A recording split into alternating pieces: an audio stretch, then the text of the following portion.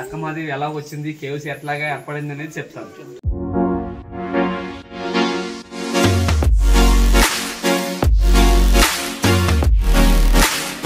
ఈ కేవ్స్ చూసారు కదా, ఈ కేవ్స్ వచ్చి 1,00,000 సంవత్సరాలు ఏర్పడ్డ కేవ్స్ అండి. పురాణ వస్తువులు చెప్పిన లెక్కల ప్రకారంగా నేచురల్ కేవ్స్ అనమాట.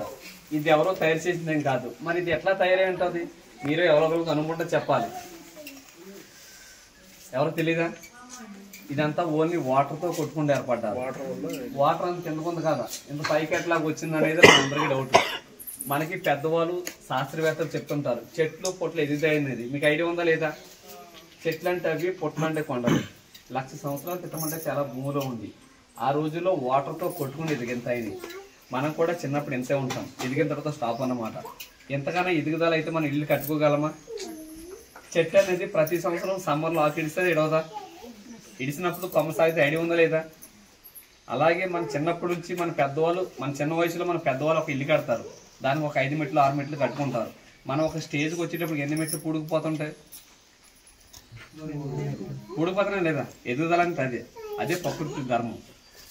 ఏమి అక్కమహాదేవి చూశారు కదా, ఈ బ్లాక్ విగ్రహానికి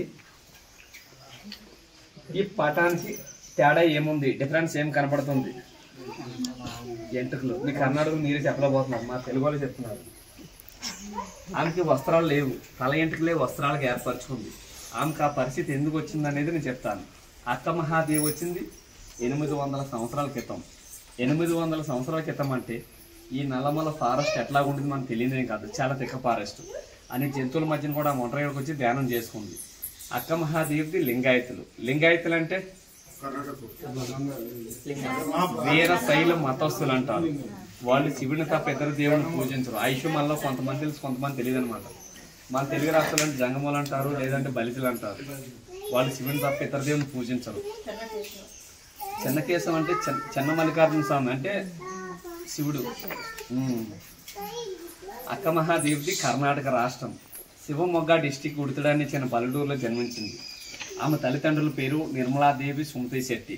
వాళ్ళకి మ్యారేజ్ అయిన కొంతకాలం వరకు సంతానం కలగకపోతే శ్రీ బ్రహ్మరాంబ మల్లికార్జున స్వామిని వేడుకుంటారు. మాకు సంతానం కలిగితే అబ్బాయి పుట్టిన అమ్మాయి పుట్టిన నీకే సేవ చేసుకుంటుంది, ఈ జన్మంటూ మా అమ్మాయికి మ్యారేజ్ చేయమని చెప్పేసి కోరుకున్నారు. వాళ్ళు కోరుకున్న కొన్నాళ్ళకి ఏం పుడతారు. ఈ మసల పేరు మహాదేవి. అందరూ అక్క అక్కండ వాళ్ళు అక్కమహాదేవిని పిలవబడుతుంది. మనకి మ్యారేజ్ అయిన కొంతకాలం వరకు సంతానం లేదు, ఏదో ఒక దేవుడిని కోరుకుంటామా కోరుకోమా? మనకు సంతానం కలిగితే దేవుడికి ముడుపులు ముక్కులు ఏమిస్తానని కోరుకుంటాం? తలనీలాలు, పేరు, ఏదైనా కలిగి ఉంటే దానం నీ గుడికొస్తానని కోరుకుంటాం. వారు అట్లా కాదు, అబ్బాయి పుట్టిన అమ్మాయి పుట్టిన నీకే సేవ చేసుకుంటుంది, ఈ జన్మంటూ మా అమ్మాయికి మ్యారేజ్ చేయమని చెప్పేసి కోరుకున్నారు. మరి వారికిలా మనం కోరుకోగలమా? వాళ్ళు ఎంత భక్తి పనులు కాకపోతే అట్లా కోరుకోగలరు? ఒకసారి ఆలోచించండి. అక్కమహాదేవి చిన్నప్పటి నుంచి కూడా చాలా ధ్యానపరురాలు. శివుడిని అంటే చాలా ఆరాధన కొలిసేదనమాట. ఆమెకి ఎంత వయసు వచ్చిన తర్వాత, ఎంత వయసు అంటే మ్యారేజ్ వయసు, ఆమెకి ఎంత వయసు వచ్చిన తర్వాత ఈ మల్లికార్జున స్వామి కోసం ఇంత సేవ చేసుకున్నాను కాదా, నా జీవితానికి ఇంకేముంది, నాకు సర్వం దైవం భర్త అంతా మల్లికార్జున స్వామి అని చెప్పేసి ఆ మల్లికార్జున స్వామి కోసం ధ్యానం చేస్తూ కూర్చుండేదేమి. కర్ణాటక రాజు ఉన్నాడు, కౌచిక రాజు జయరాం తత్తుడు. అక్కమహాదేవి ఒక అందాన్ని చూసి మ్యారేజ్ చేసుకుంటే తన్నే చేసుకొని చెప్పేసి తన రాజమంత్రితో కౌరు పంపిస్తాడు. వాళ్ళని అమ్మాయి నేను మ్యారేజ్ చేసుకోవాలనుకుంటున్నా, వాళ్ళ తల్లిదండ్రులకి మాట్లాడండి, వాళ్ళు ఒప్పుకొని పక్షంలో తల తీసేయమని చెప్పమని చెప్పాడంటండి. ఒకప్పుడు రాజుల పరిపాలన మనకు తెలియదేం కాదు. ఇప్పుడు కూడా టీవీలో పేపర్లో చూస్తూనే ఉంటాం. ఏం చూస్తుంటాం? ప్రేమించిన అమ్మాయి ఇప్పుకోకపోతే చంపేయడాలు, యాక్సిడెంట్ పోయడాలు. అప్పటికిప్పటికీ అంత తేడా ఉందా? లేదు. మంత్రి గారు చక్కమహాదేవి తల్లిదండ్రులతో మాట్లాడతారు, మీ అమ్మాయిని రాజుగారు మ్యారేజ్ చేసుకోవాలనుకుంటున్నారు, ఈ షరతులేంటని అడుగుతారు. మా అమ్మాయి శివుడి వారానికే పుట్టింది, శివుడికే సేవ చేసుకుంటా తప్ప ఈ జన్మంటూ మా అమ్మాయికి మ్యారేజ్ చేయమని చెప్తారు. వాళ్ళు కోపంగా హెచ్చరించి వెళ్ళిపోతారనమాట. ఎందుకంటే అటువంటి మహారాజు మాటనే ధిక్కరిస్తారని చెప్పేసి. అక్కమహాదేవి తల్లిదండ్రులు బాధపడుతుంటే అక్కమహాదేవి పూజ మందిలో ఉంచి మీరు ఎందుకు బాధపడుతున్నారు, అసలు ఏం జరిగింది అడుగుతుంది. ఇట్లా రాజుగారి సందేశం పంపించారమ్మా, ఇది సంగతి అని చెప్తారు. ఓ ఇది నా సమస్య, నేను తేల్చుకుంటాను, మీరు ఎవరు బాధపడద్దు, ఎవరు రావద్దు అని చెప్పేసి అక్కడ నుంచి రాజుగారి దగ్గరికి వెళ్తారు. రాజా నన్ను మ్యారేజ్ చేసుకోవాలనుకుంటున్నారు కాదా, నేను చేసుకుంటాను కాదన్ను, నాకు 3 షరతులు కావాలి, ఈ 3 షరతులకు మీరు అంగీకరిస్తే మ్యారేజ్ చేసుకుంటా, లేదంటే చేసుకోనంటారు.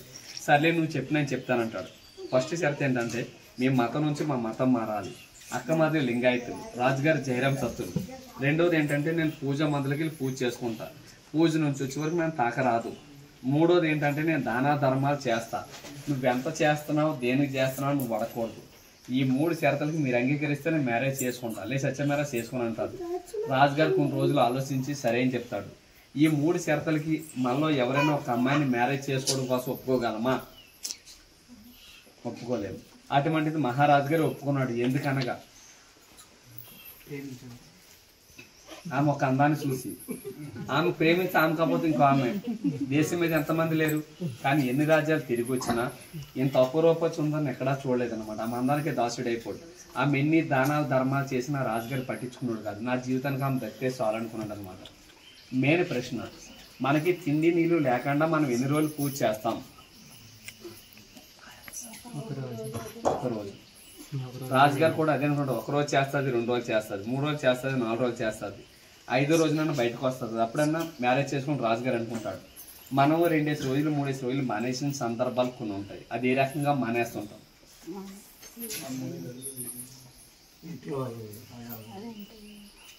ఇంట్లో ఏదైనా గొడవలు పెట్టుకున్నప్పుడు కానీ, భార్య భర్తలుగా కొట్టుకున్నప్పుడు కానీ ఆ రకంగా మనం మానేస్తుంటాం. భక్తి పూర్వంగా అంటే కేవలం 1 రోజు. వాస్తవం కదా? అక్క మహాదేవి ఇంత మట్టిని తీసుకుంటే ఒక శివలింగం తయారు చేసుకుంది. రాజుగారు పూజ మందులో ధ్యానంలో కూర్చుంటారు. ఆమె రోజులు కాదు, వారాలు కాదు, నెలలు గడుస్తుంటాయి. ఆమె ఇప్పటికీ బయటకు రాదు. రాజుగారు కోపం వస్తారు. ఏంటి ఈ అమ్మాయి నేను మ్యారేజ్ చేసుకొని తెచ్చుకున్నాను, ఈమె ఎంతకాలం ధ్యానంలో కూర్చుంటారు, నేను ఎంతకాలం వెయిట్ చేసి ఆమె పూజ మందులకి టచ్ అయిపోతాడు. అప్పుడు ధ్యానంలోంచి లేచిన అక్కమాదేవి అంటారు, రాజా నన్ను పూజ నుంచి వచ్చే వరకు నన్ను తాకరాదని మీరు మాట వచ్చారు, మీరు ఇట్లా చేయడం ఇది సప్మా అని అడుగుతారు. అప్పుడు అంటాడు రాజుగారు, నేను ఎంతకాలం వేసి సమాధానం చెప్తాడు. అప్పుడు అంటారు అక్కమాదేవి, నాకు ఇన్నాళ్ళ మట్టి తిండి లేదు, ఏమీ లేదు, ఓమనవసరం మంత్రం తప్ప. ఇన్నాళ్ళ మట్టిలో ఒక భక్తిని గమనిస్తారనుకున్నాను తప్ప. కానీ ఈ తుచ్చమైన శరీరం భాగం చూసి కానీ మీరు మోహిని చెప్తాను ఒక్కొక్క వస్త్రం తీసి రాజుగారు మూడేసేస్తాడు. తన పొడవైన తలగింటుకుంటూ ఒళ్ళంత గొప్ప ఉండదు. అదండి నేచురల్ ఫోటో. ఆమెకు ఆ పరిస్థితి అట్లా వచ్చిందనమాట. ఆ మిన్నాలు మట్టి తిండి నీళ్ళు లేకుండా ఎట్లా తప్ప చేయగలిగిందని ఆలోచించలేదనమాట. ఆ మందమే చూసుకున్నాడు. అప్పుడు రాజులు కొలిసే కొలుగురు అక్కమహాదేవి రూపంలో రాజుగారి దర్శనం ఇస్తాడు. అప్పుడు రాజుగారికి ధ్యానోదయం అవుతుంది అనమాట. అమ్మ నేను ఏమోహంతో చాలా తప్పు చేశాను, నన్ను క్షమించమని చెప్పేసి ఆమె కాలమైపడి క్షమాపణ వేడుకుంటాడు. నా రాజ్యంలో ఉండి తల్లి నువ్వు ఎక్కడికి వెళ్ళొద్దు, నీకేం కాదు నేను చూసుకుంటానంటే, లేదు నా స్వామి దగ్గరికి వెళ్ళిపోతానని చెప్పేసి కర్ణాటక నుంచి కాలినడకన ఒంటి మీద నూలు పోగి లేకుండా ఇక్కడ మల్లికార్జున స్వామి దర్శనానికి వచ్చిందండి. ఆమె మల్లికార్జున స్వామి దర్శించుకుంది. ఆమె తపస్సు చేసుకోవడానికి నల్లమల్ల ఫారెస్ట్ అంత ఎదుగుతుంటే ఆమెకు వస్త్రాలు లేవు, ఏ నరమానుడు కంట కనబడకూడదు, ఆమె తపస్సుకి ఎటువంటి భంగం కలగకూడదని చెప్పేసి నల్లమల్ల ఫారెస్ట్ అంత ఎదుగుతుంటే వనదేవత ప్రత్యక్షమై అమ్మని ఒక దైవ సంకల్పంతో వచ్చి పలానా చోట ప్లేస్ ఉంది, ఆ ప్లేస్లో నువ్వు ధ్యానం చేసుకో, ఏ నరమానుడు నీ కంట కనబడ్డని చెప్పేసి ఆమె నీ కేవ్స్ లోపల ఇడిచిపెట్టి వెళ్ళిపోయింది అంటాను. అక్క మహాదేవి కేవ్స్ లోపల 12 years తపస్సు చేసింది, అంటే 12 సంవత్సరాలు. ఆమె తపస్సుకం ఇచ్చి భ్రమరాంబ మల్లికార్జున స్వామి ప్రత్యక్షమై ఒక స్వయంభూ శివలింగాన్ని నిర్మించారు కేవ్స్ లోపల. మన శ్రీశైలంలో ఉన్నది జ్యోతిర్లింగం అంటాం, ఇదేమో స్వయంభూ లింగం. మన శ్రీశైలంలో లింగానికి 1000 రూపాయలు పెట్టి మన అభిషేకాలు చేస్తాం, లేదంటే పూజారులు చేస్తారు. కానీ ఈ కేవ్స్ లోపల ఉన్న లింగానికి న్యాచురల్గా అభిషేకం జరుగుతూనే ఉంటుంది. ఇక్కడ 365 రోజులు అభిషేకం పడుతూనే ఉంటుంది. ఆ పడే వాటర్ ఎక్కడి నుంచి వస్తుంది ఎవరికి అంత చిక్కని ప్రశ్న అండి. ఇప్పుడు వరకు లింగం హైట్లో ఉంటుంది, కొండ కింద బుడుపు ఉంటుంది. ఆ బుడుపు నుంచి 10 minutes 15 minutes డ్రాప్ లింగం మీద పడుతుంది. లింగం ఇట్లా టచ్ చేయడం చూస్తే కనబడుతుంది. అది సహసిద్ధంగా పడే అభిషేకాన్ని అయితే ఎవరు ముక్కుని మైలుపరచవద్దు, లింగం అయితే టచ్ చేయొచ్చు. ఆమె ఇక్కడ కొంతకాలం తపస్సు చేసి కదిలివనం అని చెప్పాను కదా, ఆమె అక్కడికి వెళ్ళి కొంతకాలం తపస్సు చేసి అక్కడే శివుడిలో ఒక జ్యోతి రూపంలో ఐక్యమైపోయింది. ఆమె చనిపోలేదు, సమాధి అయిపోలేదు, ఎవరిని మ్యారేజ్ చేసుకోలేదు, శివుడిలో ఒక జ్యోతి రూపంలో ఐక్యమైపోయింది. మీలో శ్రీశైలం లింగం తాకిన వాళ్ళు ఎవరైనా ఉన్నారా? ఇంతకుముందు కానీ ఈ రోజు కానీ నిన్న కానీ శ్రీశైలం లింగం తాకడానికి వెళ్ళిన వరకు అయితే గర్భగుడిలో ఇదే విగ్రహాలు కనబడితే మీరు చూసే ఉంటారు. మీరు గర్భగుడిలోకి వెళ్ళేటప్పుడు ఫస్ట్ ద్వారం దాటినంటే లెఫ్ట్ సైడ్ లో బ్లాక్ విగ్రహం ఉంటుంది, ఆ అక్కమాదేవి. రైట్ సైడ్ 2 విగ్రహాలు ఉంటాయి, యామారెడ్డి, మల్లమ్మ, చిత్రామప్ప. వీళ్ళు ముగ్గురు కూడా కర్ణాటక వాళ్ళే, మనకలాగా మానవ జన్మ ఎత్తిన వాళ్ళే. శ్రీశైలం గర్భగుడిలో పెట్టారంటే వాళ్ళు ఎంత భక్తపరులు అనేది ఒకసారి ఆలోచించండి. మనకలాగా మానవ జన్మ ఎత్తిన వాళ్ళ విగ్రహాలు తీసుకెళ్లి భూ ప్రపంచంలో ఎక్కడైనా చూసామా? శ్రీశైలం గర్భగుడిలో తప్ప ఎక్కడా లేదు. ఎంతో మంది గుళ్ళు కడిచిన వాళ్ళు ఉంటారు, వాళ్ళ విగ్రహాలు ఎక్కడైనా పెట్టడం చూసామా? వాళ్ళ నోళ్ళు కట్టించారని రాస్తారు. అంత భక్తి పనులు కాబట్టి శ్రీశైలం గర్భగుడి కూడా ఒక దేవతల కింద కొలుస్తున్నారు. నేను శ్రీశైలంలో లింగం తాకే ముందర మనం ఎవరిని తాకుతాం? అక్క మధ్యని తాకుతాం. అక్క మధ్య తాకిన తర్వాత శివుడి దగ్గరికి వెళ్తుంది. ఇక్కడ అలా కాదు, లోపల శివలింగం ఉంటుంది. ఆ శివలింగం తాకిన తర్వాత అక్క మధ్య దర్శించుకోవడం ప్రత్యేకత ఇది. ఇప్పుడు జీవితాంతకాలం తపస్సు చేసిన ఏ దేవుడైనా మనకు కనబడతాడా? ఇదండి రాతి శిలా తోరణం. తిరుపతిలో చూసుకుంటే 24 feet ఉంటుంది. ఇది 200 feet పొడుగు, 24 feet వెడల్పు, నేచురల్ ఉడే బండ. మన భారతదేశంలో ఒక అతిపెద్ద రాతి శిలా టోర్నమెంట్ ఇది ఒకటండి. మనం ఈ కేవ్స్ లోపలికి 70 feet లోపలికి వెళ్తాం, 70 అడుగులు. 70 feet 40 feet నిలబడి వెళ్తాం, మిగతా 30 feet బెండ్ అయ్యి వెళ్ళాలి.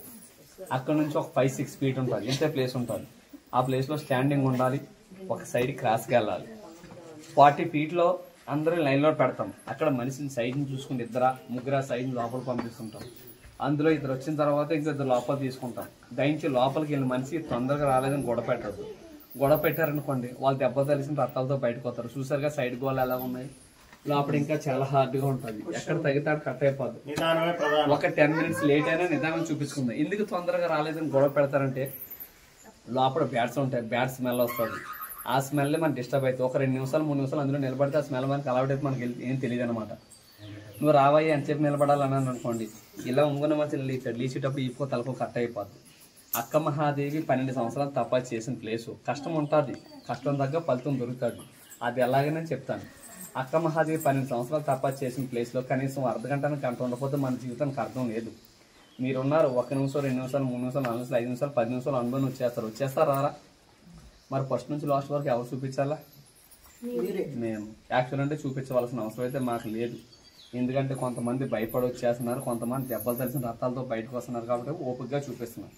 మా ఓపిక మీరు మెచ్చి నిలబడితేనే మేము చూపించగలం. లేదు నేను ఉండలేంటే బలవంతంగా మేము చూపించలేం. వచ్చిన వాళ్ళ మట్టుగా చూపిస్తాం. ఏదైనా బలవంతంగా తీసుకెళ్ళడానికి ఏం జరిగిందనుకో నన్నే అంటారు, అవునా కదా? మీకు ఎప్పుడు తెలియదు, లోపలికి వెళ్ళి వచ్చిన తర్వాత అర్థమవుతుంది ఎంత కష్టంగా చూపిస్తున్నాను అన్నది. అక్క మహాదేవి 12 సంవత్సరాలు ఎట్లా తపస్సు చేయగలిగింది ఒకసారి ఆలోచించండి. మనం ఒక రోజు తినపోతాం, నల్లడిపోతాం. అటువంటిది 12 సంవత్సరాలు. మెయిన్ ప్రతిఫలం ఏంటని చెప్పాను కదా, ప్రతి ఒక్కరు కూడా లింగాన్ని 3 times టచ్ చేసుకోవాలి. లింగాన్ని 3 times టచ్ చేసుకుంటే మన మనసులో ఉన్న కోరుకుంటే కంపల్సరీ నెరవేరుతుంది. ఇది మాత్రం మీకైతే వాస్తవంగా చెప్పగలను. ఎందుకంటే మీకులో వచ్చిన యాత్రలు 2 సార్లు 3 సార్లు 4 సార్లు 5 సార్లు వచ్చిన వాళ్ళు ఉన్నారు. ఎందుకంటే అనుకున్న కోరికలు నెరవేరింది. వాళ్ళు చెప్పడం బట్టే మేము చెప్పగలుగుతాం. లేదంటే ఈ విషయం నాకు కూడా తెలియదు. మీరు నమ్మండి నమ్మకపోవడం మీ ఇష్టం. కొంతమంది ప్లేస్ చాలా బాగుందని మర్చిపోవచ్చేస్తాను, కొంతమంది భయపడుతూ టచ్ చేయకుండా వచ్చేస్తాను. నేను ఇక్కడ ఇంతలా చెప్పినా కూడా లోపలికి వెళ్తాను లింగం టచ్ చేయొచ్చని కొంతమంది అడుగుతుంటారు. అంటే అక్కడికి వెళ్ళేటప్పుడు మర్చిపోతాను, ఆ ప్లేస్ భయపడో లేదా బాగుందని మర్చిపోతుంటారు అనమాట. ఓకేనండి? మన ఇల్లు అనేది డైలీ ఎన్నిసార్లు క్లీన్ చేసుకుంటాం? 2 సార్లు 3 సార్లు క్లీన్ చేసుకుంటాం. అదే ఒక 10-15 days బంద్ చేసుకున్నామంటే మొత్తం అంతా బూజు పడుతుంది. ఇప్పుడు మనం ఉన్న ఇంట్లోనే సామాన్యంగా బూజు పడుతూనే ఉంటుంది. మరి కేవ్స్ దగ్గర ఎక్కడైనా బూజు కనబడుతుందా? కదిలివనం చెప్పాను కదా, అక్కడ నుంచి 2 స్వామీజీలు వస్తుంటారు. వాళ్ళు వచ్చి అంతా క్లీన్ చేసుకుని పూజ చేసుకుని వెళ్ళిపోతుంటారు. వాళ్ళ ఫ్యామిలీ 50 years నుంచి ఇక్కడే సేవ చేసుకుంటున్నారు. అది కూడా మెరిటే దక్షిణమైతే. ఎవరైనా రూపాయి పెడితేనే శుభ్రం చేసేది, ఒక పెట్టకపోతే ఎన్నా శుభ్రం చేస్తారు. వాళ్ళు కూడా తాగడం దేనికి ఉపయోగించారు, తినడానికి. ఎవరైనా కదిలివనం వస్తే వాళ్ళకి అన్నదానం చేయడానికి ఉపయోగిస్తారు. వాళ్ళు శుభ్రం చేయబట్టే మనం వెళ్ళగలుగుతున్నాం, లేదంటే వెళ్ళమనమాట. అంత కష్టంగా ఉంటుంది. ఇక్కడ శ్రీశైలంలో ఒక మనిషికి దానం చేసామంటే కాశీలో 10,000 మందికి దానం చేసినంత ఫలితం. ఆ ఇష్యూ మన అందరూ తెలుసున్నది. మీరు ఏదైనా దక్షిణం పెట్టాలనుకుంటే ఇక్కడే చేతితో పట్టుకోండి, లింగం దగ్గర పెట్టుకుని లింగాన్ని 3 సార్లు టచ్ చేసుకుని రావాలి. ఇక్కడే ఎందుకు పట్టుకోమంటున్నాం అంటే ఇక్కడ ఒక సైడ్ క్రాస్కి వెళ్తాం, జేబులో తీసుకోవడానికి డబ్బులు రావు. కొంతమంది తీయలేక దెబ్బలు తెలిసి మళ్ళీ బయటకు లోపల పెట్టిన వాళ్ళు, కొంతమంది వంటి లావు వంటి తీయలేక మళ్ళీ వచ్చి మళ్ళీ పెట్టిన వాళ్ళు. ఆ ఇబ్బంది కలగకూడదని ముందుకుంటా చేతితో పెట్టుకోండి. అక్కడికి వెళ్ళేటప్పుడు ఒక సైడ్ క్రాస్కి వెళ్తాం. ఇప్పుడైతే నాకు పొట్ట లేదు, కొంతమంది పొట్ట ఉన్న వాళ్ళు ఉంటారు. నా పొట్ట బయట కుద్దున పీల్చుకుంటే 4 ఇంచులు లోపలికి వెళ్తుంది. అంతకి పీల్చుకోవడానికి ఇబ్బంది అనుకుంటే ఎరపాద లేపుకుంటే ఆటోమేటిక్గా మనం పీల్చుకోకుండా లోపలికి వెళ్ళిపోతుంది. ఓకేనండి? ఎవరికి అందరూ వెళ్తారు, వెళ్ళలేనట్టు ఎవరు లేరు. నమ్మకంతో పోవాలి. వెళ్ళలేమనుకుంటే ఎలాగున్నా పోలేరు అన్నమాట. ఓకేనండి? ఇదే అక్క మహాదేవి గారి స్టోరీ. నెక్స్ట్ వీడియోలో ఈ ప్లేస్కి ఎలా వెళ్ళాలి, ఈ ప్లేస్కి వెళ్ళడానికి ఎంత అయింది, మేము పడ్డ కష్టాలు అన్నీ నెక్స్ట్ వీడియోలో వస్తాయి. లాస్ట్ వరకు చూసినందుకు thank you so much. Please like, share and subscribe. Leave with Surya.